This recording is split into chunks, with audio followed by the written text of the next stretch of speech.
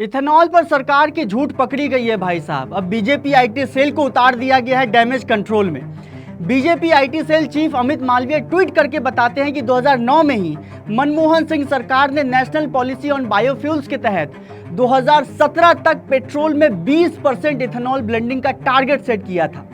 अमित मालवीय की मूल बात यह थी कि ये इथेनॉल ब्लेंडिंग तो कांग्रेस काल में ही शुरू हो चुका था। मालवीय साहब, इथेनॉल ब्लेंडिंग मनमोहन सरकार ने नहीं बल्कि अटल बिहारी वाजपेयी सरकार ने 2001 में पायलट प्रोजेक्ट के तहत शुरू किया था और ये सफल रहने के बाद 2003 में 5% इथेनॉल ब्लेंडिंग 9 राज्यों और 4 केंद्र शासित प्रदेशों में इंप्लीमेंट किया गया। फिर 2009 में मनमोहन सरकार नेशनल पॉलिसी ऑन बायोफ्यूल्स के तहत 2017 तक 20% इथेनॉल ब्लेंडिंग का टारगेट सेट करती है, लेकिन 2014 तक ये ब्लेंडिंग सिर्फ 1.5% तक ही थी। बीजेपी के आते ही 2018 में सरकार नई नेशनल पॉलिसी ऑन बायोफ्यूल्स लेकर आई और 20% इथेनॉल ब्लेंडिंग पूरी तरह लागू करने का 2030 तक टारगेट सेट किया था। ये नोट करते हुए चलिएगा।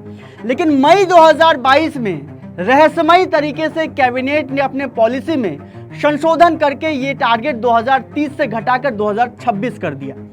अमित मालवीय ने यह भी नहीं बताया कि इथेनॉल बनाने वाले नितिन गडकरी के बेटे का मार्केट कैप जो 2022 में 132 करोड़ का था, वो 2026 में बढ़कर 4,816 करोड़ का हो गया। अमित मालवीय ये भी नहीं बताते हैं कि उनकी सरकार ने सुप्रीम कोर्ट में खुद ये बात कबूली है कि पेट्रोल में 20% इथेनॉल मिलाना एक एक्सपेरिमेंट है भाई साहब। 20% ethanol petrol blending is something which the government is now trying to experiment. और अगले साल तक पता लगेगा कि इसके नतीजे क्या होने वाले।